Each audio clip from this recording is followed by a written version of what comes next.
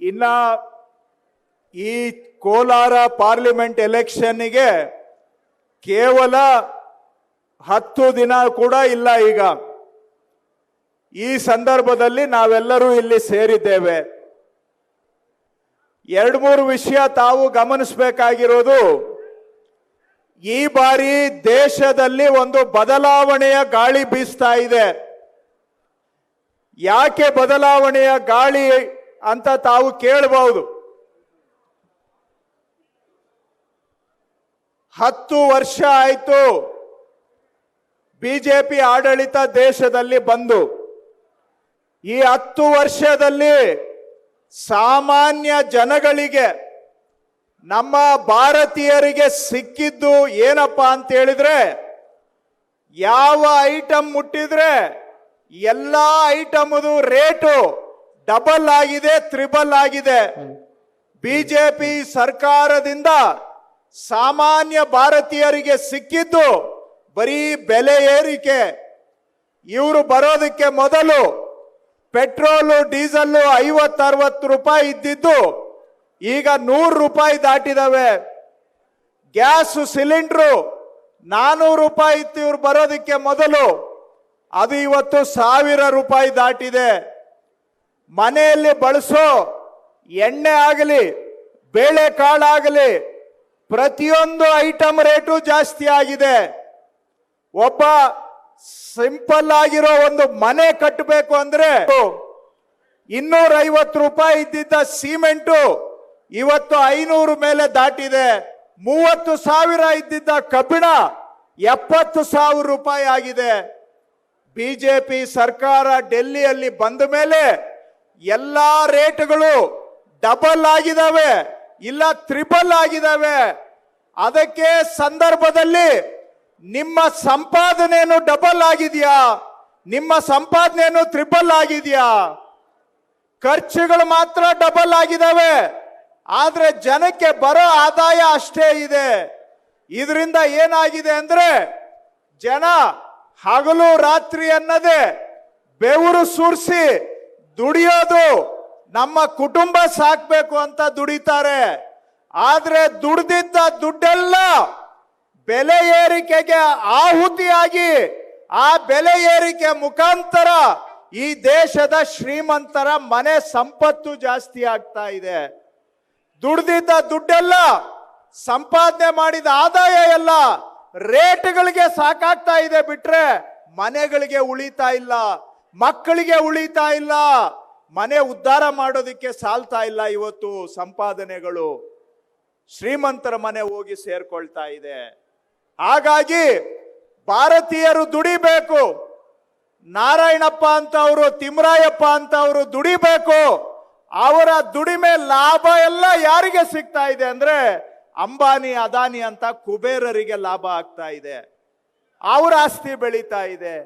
ಎರಡನೇದು, ಈ ಸರ್ಕಾರ ಬರೋದಕ್ಕೆ ಮೊದಲು ಕೇಂದ್ರದಲ್ಲಿ ಉಪ್ಪು ಮೇಲೆ, ಮಜ್ಜಿಗೆ ಮೇಲೆ ಎಲ್ಲ GST ಟ್ಯಾಕ್ಸ್ ಇರಲಿಲ್ಲ. ಬಿಜೆಪಿ ಸರ್ಕಾರ ಬಂದ ಮೇಲೆ ತಿನ್ನೋ ಉಪ್ಪು ಮೇಲೆ GST ಟ್ಯಾಕ್ಸು, ಕುಡಿಯೋ ಮಜ್ಜಿಗೆ ಮೇಲೆ ಟ್ಯಾಕ್ಸು, ಮೊಸರು ಮೇಲೆ, ಅಕ್ಕಿ ಮೇಲೆ, ಬೇಳೆ ಮೇಲೆ, ಎಣ್ಣೆ ಮೇಲೆ, ಬಡವರು ತಿನ್ನುವಂತ ಅವಲಕ್ಕಿ ಮೇಲೆ ಕೂಡ GST ಟ್ಯಾಕ್ಸು. ಯಾಕೆ ಇವುಗಳ ಮೇಲೆಲ್ಲ ಯದ್ವಾ ತದ್ವಾ ಟ್ಯಾಕ್ಸ್ ಹಾಕಿದ್ರು ಅಂದ್ರೆ, ಈ ದೇಶದ ಕುಬೇರರಿದ್ದಾರಲ್ಲ, ಶ್ರೀಮಂತರು, ಅವ್ರ ಮೇಲೆ ಇದ್ದಿದ್ದ ಟ್ಯಾಕ್ಸ್ ಅನ್ನ ಕಡಿಮೆ ಮಾಡಿದ್ರು ಮೋದಿ ಸಾಹೇಬರು. ಕುಬೇರರ ಮೇಲೆ ಇದ್ದಂತ 30% ಟ್ಯಾಕ್ಸ್ ಅನ್ನ 20%ಗೆ ಇಳಿಸಿದ್ರು. 1 ವರ್ಷಕ್ಕೆ ಶ್ರೀಮಂತರಿಗೆ 2 ಲಕ್ಷ ಕೋಟಿ ಲಾಭ. ಅವ್ರಿಗೆ ಟ್ಯಾಕ್ಸ್ ಕಮ್ಮಿ ಮಾಡಿದ್ರಿಂದ, ಅವ್ರ ಮೇಲೆ ಕಮ್ಮಿ ಮಾಡಿದ ಟ್ಯಾಕ್ಸು ಇವತ್ತು ನಾರಾಯಣಪ್ಪನ ಮೇಲೆ ಬೀಳ್ತಾ ಇದೆ, ಲಕ್ಷ್ಮಮ್ಮನ ಮೇಲೆ ಬೀಳ್ತಾ ಇದೆ, ತಿಮ್ಮರಾಯಪ್ಪನ ಮೇಲೆ ಬೀಳ್ತಾ ಇದೆ. ಇವರು ದುಡಿಯೋರು ಟ್ಯಾಕ್ಸ್ ಕಟ್ಟಬೇಕು, ಲಾಭ ಎಲ್ಲ ಯಾರಿಗಾಗ್ತಾ ಇದೆ? ಅದಾನಿ ಅಂಬಾನಿ ಅಂತ ಶ್ರೀಮಂತರಿಗಾಗ್ತಾ ಇದೆ. ಹಂಗಾಗಿ ಬ್ರಿಟಿಷರು ಕಾಲದಲ್ಲಿ ಇದ್ದಂಥದಕ್ಕಿಂತ ಇವತ್ತು ಬಡವರು ಶ್ರೀಮಂತರ ನಡುವೆ ಅಂತರ ಜಾಸ್ತಿ ಆಗಿದೆ. ಇವತ್ತು ದೇಶದ ಒಟ್ಟು ಆಸ್ತಿ ದೇಶದ ಒಟ್ಟು ಆಸ್ತಿಯಲ್ಲಿ 40% ದೇಶದ ಒಟ್ಟು ಆಸ್ತಿ ಬರೀ 1% ಶ್ರೀಮಂತರ ಕೈಯಲ್ಲಿದೆ. ದೇಶದ 40% ಒಟ್ಟು ಆಸ್ತಿಯಲ್ಲಿ ಬರೀ 1% ಶ್ರೀಮಂತರ ಕೈಗೆ ಸೇರಿದೆ. ಸಾಮಾನ್ಯ ಭಾರತೀಯರು 90% ಇದಾರಲ್ಲ, ಆ ಇಡೀ 90% ಭಾರತೀಯರ ಹತ್ರ ಇರೋದು ಬರೀ 10% ಮಾತ್ರ ಆಸ್ತಿ. ಇವತ್ತು ಭಾರತೀಯರೆಲ್ಲ ದುಡಿಬೇಕು, ಲಾಭ ಎಲ್ಲ ಯಾರಿಗಾಗುತ್ತೆ? ಅಂಬಾನಿ, ಅದಾನಿ ಅಂತ ಅವರ ಮನೆಗೆ ಆಸ್ತಿ ಬೆಳವಣಿಗೆ ಆಗ್ತಾ ಇದೆ. ಮೊನ್ನೆ ಒಬ್ಬರು ಸಾಹೇಬರು ದೇಶದ ಶ್ರೀಮಂತರು ಮಗಂದು ಎಂಗೇಜ್ಮೆಂಟ್ ಮಾಡಿದ್ರು. ಮದುವೆ ಅಲ್ಲ, ಬರೀ ಎಂಗೇಜ್ಮೆಂಟ್ ಮಾಡಿದ್ರು. ಎಂಗೇಜ್ಮೆಂಟ್ಗೆ ಖರ್ಚು ಎಷ್ಟು ಅಂತ ಯಾರನ್ನ ಗೊತ್ತು ತಿಳ್ಕೊಂಡಿದ್ದೀರಾ? ಮಗನ ಎಂಗೇಜ್ಮೆಂಟ್ಗೆ 1259 ಕೋಟಿ ಖರ್ಚು. ಎಷ್ಟು? 1259 ಕೋಟಿ ಒಂದು ಎಂಗೇಜ್ಮೆಂಟ್ಗೆ ಖರ್ಚು ಮಾಡ್ತಾರೆ. ಆ ಹುಡುಗನ ತಾಯಿ ಮೈ ಮೇಲೆ 500 ಕೋಟಿ ರೂಪಾಯಿನ ಒಡವೆಗಳು, 500 ಕೋಟಿ ರೂಪಾಯಿನ ಒಡವೆ. ಯಾರ ದುಡ್ಡು? ದೇಶದ ರೈತರು ದುಡಿಬೇಕು, ಬಡವರು ದುಡಿಬೇಕು, ಕಾರ್ಮಿಕರು ದುಡಿಬೇಕು.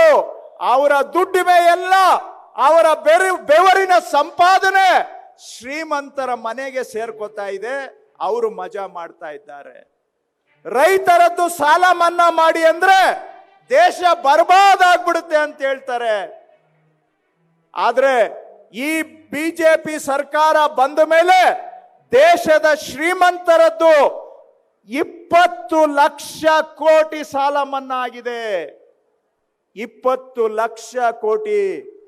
25 ಕೋಟಿ ರೈತರದ್ದು ಸಾಲ ಮನ್ನಾ ಮಾಡಿದ್ರೆ ಬೇಕಾಗೋದು ಬರೀ 3 ಲಕ್ಷ ಕೋಟಿ. ಅದು ಇಲ್ಲ ದುಡ್ಡು ಇವ್ರ ಹತ್ರ. ಆದ್ರೆ ಬರೀ 1,000 ಶ್ರೀಮಂತರದ್ದು 20 ಲಕ್ಷ ಕೋಟಿ ಸಾಲ ಮನ್ನಾ ಮಾಡಿದ್ದಾರೆ. ಯಾರ ದುಡ್ಡಲ್ಲಿ? ಸಾಮಾನ್ಯ ಭಾರತೀಯರು ಇಟ್ಟಿರೋ ದುಡ್ಡಿನಲ್ಲಿ. ರೈತರು ಬೆಳೆದಂತ ಬೆಳೆಗೆ ರೇಟ್ ಸಿಗೋದಿಲ್ಲ.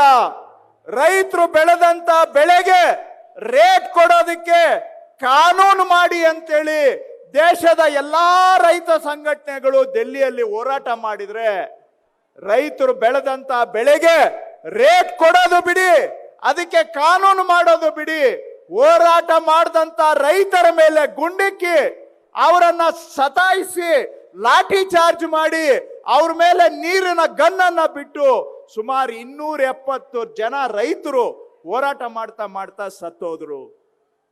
ರೈತರಿಗೆ ಸಾಲ ಮನ್ನಾ ಮಾಡಕ್ಕೆ ದುಡ್ಡಿಲ್ಲ, ಆದ್ರೆ ಶ್ರೀಮಂತರಿಗೆ ಮಾತ್ರ ಅವರು ಕೂತ ಮನೆಯಲ್ಲೇ ಸಾಲ ಮನ್ನಾ ಆಗತ್ತೆ.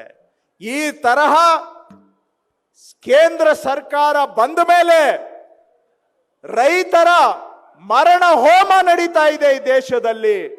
ಕಾರ್ಮಿಕರ ಮರಣ ಹೋಮ ನಡೀತಾ ಇದೆ. ಅವರ ದುಡಿಮೆಯ ಲಾಭ ಎಲ್ಲ ಇವತ್ತು ಶ್ರೀಮಂತರಿಗೆ ಹೋಗ್ತಾ ಇದೆ. ಹೀಗಾಗಿ ಇವತ್ತು ಇದನ್ನ ಅರ್ಥ ಮಾಡಿಕೊಂಡು ಜನ ದೇಶದಲ್ಲಿ ಬದಲಾವಣೆಯ ಗಾಳಿ ಬೀಸ್ತಾ ಇದೆ. ಇನ್ನು ನಮ್ಮ ಕರ್ನಾಟಕದಲ್ಲಿ ಬಿಜೆಪಿನವರು ನಮ್ಮ ಮೇಲೆ ಟಾರ್ಗೆಟ್ ಮಾಡಿಬಿಟ್ಟಿದ್ದಾರೆ. ಕರ್ನಾಟಕ ದುಡಿಯುವ ಜನಗಳಿರುವ ರಾಜ್ಯ ಇದು. ನಮ್ಮ ರೈತರ ದುಡಿಮೆ, ನಮ್ಮ ಕಾರ್ಮಿಕರ ದುಡಿಮೆ ದೇಶದಲ್ಲೇ ಅತಿ 2ನೇ ಹೆಚ್ಚು ತೆರಿಗೆ ಕಟ್ಟುವಂತ ರಾಜ್ಯ ನಮ್ಮ ರಾಜ್ಯ ಕರ್ನಾಟಕ. ಆದ್ರೆ ಬರಗಾಲ ಬಂದಿದೆ ಇವತ್ತು ನಮ್ಮ ರಾಜ್ಯದಲ್ಲಿ. ರೈತರಿಗೆ ಪರಿಹಾರ ಕೊಡಬೇಕು, ಕಾನೂನು ಪ್ರಕಾರವಾಗಿ ಪರಿಹಾರ ಕೊಡಿ ಅಂತ ಕೇಳಿದ್ರೆ 7 ತಿಂಗಳಾಗಿದೆ ನಾವು ಪರಿಹಾರದ ಮನವಿಯನ್ನ ಕೊಟ್ಟು. 7 ತಿಂಗಳಿಂದ ನಮ್ಮ ರಾಜ್ಯದ ರೈತರಿಗೆ ಕೊಡಬೇಕಾದಂತ ಪರಿಹಾರದ ಬಗ್ಗೆ ಆ ಕಡತವನ್ನ ಫೈಲನ್ನ ಕೆಳಗಡೆ ಹಾಕೊಂಡು 7 ತಿಂಗಳಿಂದ ಅದ್ರ ಮೇಲೆ ಕೂತಿದ್ದಾರೆ. ಬಿಟ್ರೆ ನಮ್ಮ ರೈತರಿಗೆ ನಯಾ ಪೈಸಾ ಪರಿಹಾರ ಕೊಟ್ಟಿಲ್ಲ. ಕರ್ನಾಟಕದ ವೋಟ್ ಬೇಕು, ತೆರಿಗೆ ನೋಟ್ ಬೇಕು, ಆದ್ರೆ ರಾಜ್ಯ ಸಂಕಷ್ಟದಲ್ಲಿ ಇರುವಾಗ ನಮಗೆ ರೂಪಾಯಿ ಕೊಡದೆ ಇವತ್ತು ಕರ್ನಾಟಕಕ್ಕೆ ಏನು ಅನ್ಯಾಯ ಮಾಡಿದ್ದಾರೆ, ಕನ್ನಡಿಗರು ಜಾಗೃತರಾಗಿದ್ದಾರೆ. ನಮ್ಮ ಅನ್ಯಾಯದ ವಿರುದ್ಧ ಕನ್ನಡಿಗರು ಸಿಡಿದು ಹೇಳ್ತಾ ಇದ್ದಾರೆ. ಈ ಬಾರಿ ಬಿಜೆಪಿ ಜೆಡಿಎಸ್ಗೆ ಪಾಠ ಕಲಿಸಿ ಕರ್ನಾಟಕದ ಅನ್ಯಾಯಕ್ಕೆ ಸೇಡು ತೀರಿಸಿಕೊಳ್ಬೇಕು ಅಂತ ಕನ್ನಡಿಗರು ತೀರ್ಮಾನ ಮಾಡಿದ್ದಾರೆ. ಈ ಚುನಾವಣೆಯಲ್ಲಿ ನಾವು ಅವರಿಗೆ ತೋರಿಸ್ಬೇಕಾಗತ್ತೆ, ನಮ್ಮನ್ನ ಮೋಸ ಮಾಡಿದ್ದಕ್ಕೆ ಪ್ರತಿಫಲ ತೋರಿಸ್ಬೇಕಾಗತ್ತೆ. ಈ ತರ ಕರ್ನಾಟಕಕ್ಕೆ ಹೆಜ್ಜೆ ಹೆಜ್ಜೆಗೂ ಅನ್ಯಾಯ. ನಮ್ಮ ಕಾವೇರಿ ಮೇಕೆದಾಟು ಯೋಜನೆ ಮಾಡೋದಕ್ಕೆ ಅನುಮತಿ ಕೊಟ್ಟಿಲ್ಲ, ಅಪ್ಪರ್ ಭದ್ರಾ ಯೋಜನೆಗೆ ದುಡ್ಡು ಕೊಟ್ಟಿಲ್ಲ, ಮಹದಾಯಿ ಯೋಜನೆಯನ್ನ ಕೊಕ್ಕೆ ಹಾಕಿ ನಿಲ್ಲಿಸ್ಬಿಟ್ಟಿದ್ದಾರೆ. ಕರ್ನಾಟಕ ನೀರಿನ ಸಮಸ್ಯೆಗಳನ್ನ ಎದುರಿಸ್ತಾ ಇದೆ. ನೀರು ಇದ್ರೂ ಕೂಡ ಅದನ್ನ ಬಳಸ್ಕೊಳ್ಳೋದಿಕ್ಕೆ ಅವಕಾಶ ಕೊಡದೆ ಕರ್ನಾಟಕಕ್ಕೆ ವಂಚನೆ ಮಾಡ್ತಾ ಇದ್ದಾರೆ. ನಮ್ಮ ಟ್ಯಾಕ್ಸ್ ದುಡ್ಡು ಕಟ್ಟಿಸ್ಕೊಳ್ತಾರೆ. ನಮ್ಮ ರಾಜ್ಯದ್ದು 100 ರೂಪಾಯಿ ನಾವು ತೆರಿಗೆ ಕಟ್ಟಿದ್ರೆ ಕರ್ನಾಟಕಕ್ಕೆ ವಾಪಸ್ ಬರೋದು ಬರೀ 13 ರೂಪಾಯಿ. ನಮ್ಮ ರಾಜ್ಯದ ದುಡ್ಡನ್ನ ತಗೊಂಡೋಗಿ ಬೇರೆ ರಾಜ್ಯಗಳಿಗೆ ಕೊಡ್ತಾರೆ. ನಮ್ಮ ರಾಜ್ಯದಿಂದ ಒಂದು ವರ್ಷಕ್ಕೆ 4.5 ಲಕ್ಷ ಕೋಟಿ ನಾವು ತೆರಿಗೆ ಕಟ್ತೇವೆ. ನಮ್ಮ ರಾಜ್ಯಕ್ಕೆ ಬರೋದು ಬರೀ 60,000 ಕೋಟಿ. ಈ ತರಹ ನಮ್ಮ ರಾಜ್ಯದ ದುಡಿಮೆಯನ್ನ ಸುಲಿಗೆ ಮಾಡಿ ಇವತ್ತು ಕರ್ನಾಟಕವನ್ನ ನಿರ್ನಾಮ ಮಾಡಲಿಕ್ಕೆ ಹೊರಟಿದ್ದಾರೆ ಬಿಜೆಪಿ ಜೆಡಿಎಸ್ನವರು ಸೇರಿ. ಇವತ್ತು ಜೆಡಿಎಸ್ ಕ್ಯಾಂಡಿಡೇಟ್ ಇಲ್ಲಿದ್ದಾರೆ.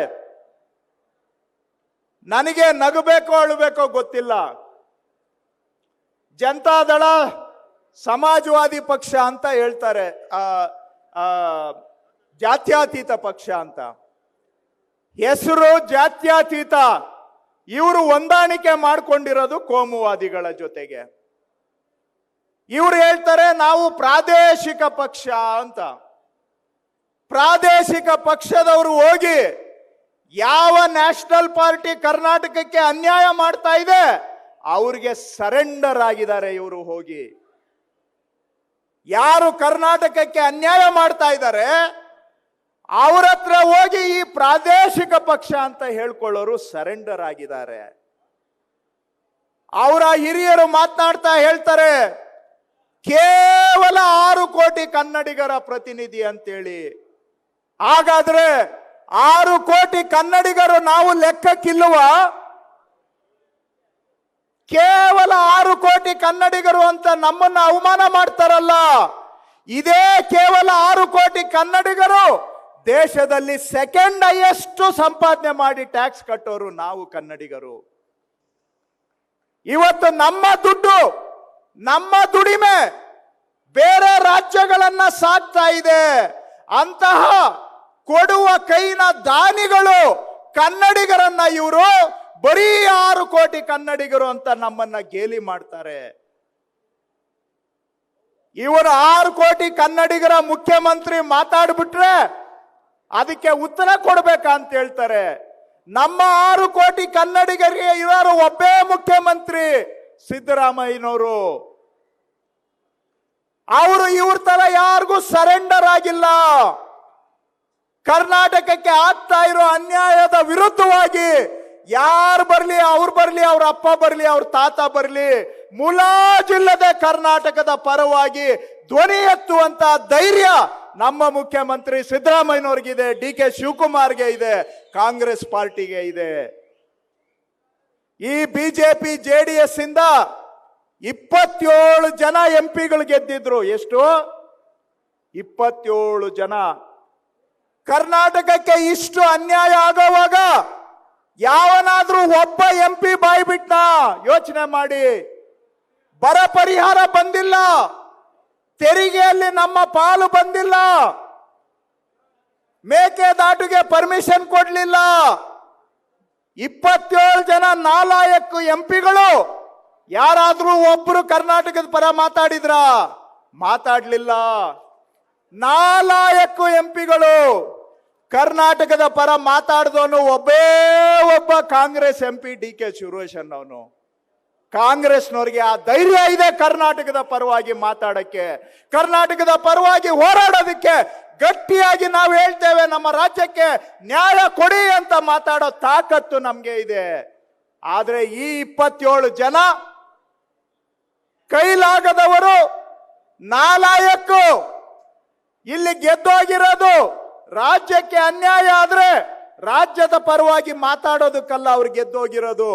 ಅವ್ರು ಗೆದ್ದೋಗಿರೋದು ಬಿಜೆಪಿಯ ಗುಲಾಮಗಿರಿ ಮಾಡೋದಕ್ಕೆ.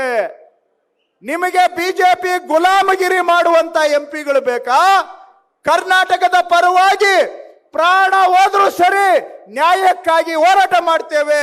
ನಮ್ಮ ತೆರಿಗೆ, ನಮ್ಮ ಹಕ್ಕು, ನಮ್ಮ ಕಾವೇರಿ, ನಮ್ಮ ಮಾದಾಯಿ, ನಮ್ಮ ಅಪ್ಪರ್ ಭದ್ರಾ, ಇವಕ್ಕೆ ಹೋರಾಟ ಮಾಡುವಂತ ಎಂಪಿಗಳು ಬೇಕಾ ಅನ್ನೋದು ಈ ಚುನಾವಣೆಯಲ್ಲಿ ತೀರ್ಮಾನ ಆಗ್ಬೇಕಾಗತ್ತೆ.